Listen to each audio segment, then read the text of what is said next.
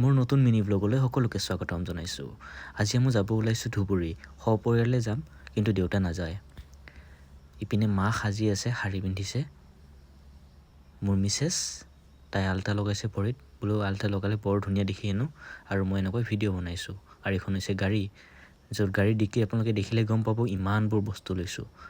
আচলতে মোৰ গাড়ীৰ ডিক্কিটো ডাঙৰ, তাৰ কাৰণে সুবিধাজনক।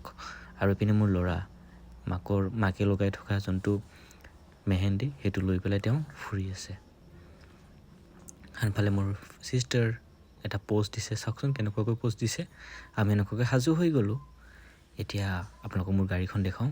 এইখন গাড়ীত আমি ধুবুৰীলৈ যাত্ৰা আৰম্ভ কৰিম। ইপিনে মা একেবাৰে সাজু, থিয় হৈ আছে, ৰৈ আমনি লাগিছে।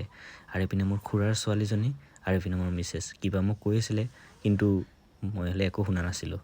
আৰু ইপিনে মই আৰু মোৰ ল'ৰা এনেকুৱাকৈ প'ষ্ট দিয়াত ব্যস্ত। ঘৰখন এৰি গৈ আছোঁ, দেউতা অকলে থাকিব, সঁচাকৈ বহুত বেয়া লাগিছে। আৰু আমি এনেকুৱাকৈ গৈ আধা ৰাস্তাত মোৰ শাহুমা অৰ্থাৎ মোৰ ল'ৰাৰ আইতাকক লগ পালোঁ। কিন্তু আইতাক ইমান ভাল পায়, আইতাক এৰি যাবই খোজা নাই, কিন্তু তথাপিও নগ'লে নহয়, যাবই লাগিব। আৰু ইপিনে মামাই তেওঁক 50 টকা এটা দিলে। আৰু এনেকুৱাকৈ আমি গৈ প্ৰায় 7-8 ঘণ্টাৰ অন্তত আমি গৈ পালোঁ বিবাহস্থলীত। কিন্তু বিয়াৰ যোনটো ভিডিঅ' সেইখিনি মই বেলেগ এটা ভ্লগত আপোনালোকক দিম। মাজবাটত আমি টিফিন খাইছিলোঁ, মানে ঘৰৰ পৰা লৈ যোৱা টিফিন।